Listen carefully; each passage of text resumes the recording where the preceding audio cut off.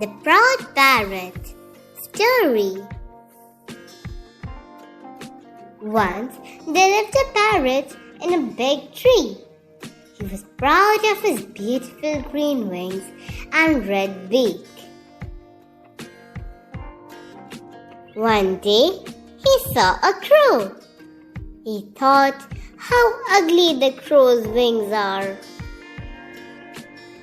He said to the crow that his wings are black and ugly.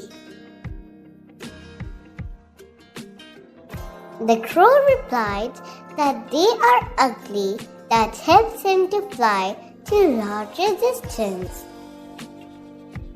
The parrot moved little more closer to the crow, spread his wings, and showed how beautiful he is.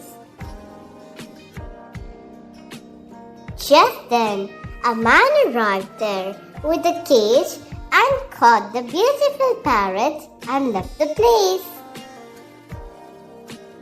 Moral: don't be proud of something that you have. Thank you.